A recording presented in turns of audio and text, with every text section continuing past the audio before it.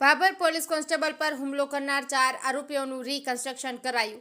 રક્ષાબંધનના દિવસે નગરપાલિકાના કર્મીને માર મારતા હોય ત્યારે પોલીસ કોન્સ્ટેબલ વિક્રમભાઈ છોડાવવા માટે જઈ રહેલા હતા। તે દરમિયાન પોલીસ કોન્સ્ટેબલ પર હુમલો કરી મોબાઈલ લૂંટી લેનાર 4 આરોપીઓને ભાભર પોલીસે ગણતરીના કલાકોમાં ઝડપી પાડી।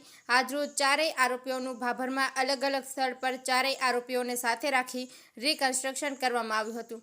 કાયદાનું ભાન કરાવવામાં આવ્યું હતું। ભાભર પોલીસ દ્વારા પોલીસ પર હુમલો કરનાર 4 આરોપીઓનું ભાભરની બજારોમાં તેમજ ભાભર હાઈવે ઉપર ફેરવી ઉઠક બેઠક કરાવીને રીકન્સ્ટ્રક્શન કરવામાં આવ્યું હતું।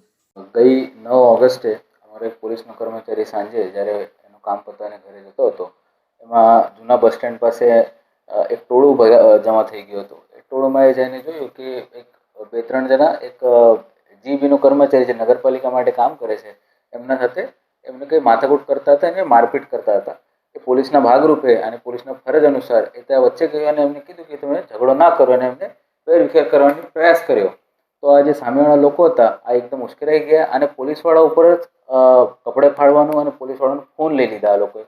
અને એ જે બીજો એક સાહેબ હતો જીએબીનો એમનો પણ ફોન લઈને બંને ફોન લઈને ત્યાંથી ભાગી ગયા। પોલીસવાળાનો શર્ટ ફાડવામાં આવ્યો હતો અને પોલીસ ઉપર એક બે ભીડભાડમાં એક બે એમને મૂકો માર પણ લાગ્યો છે।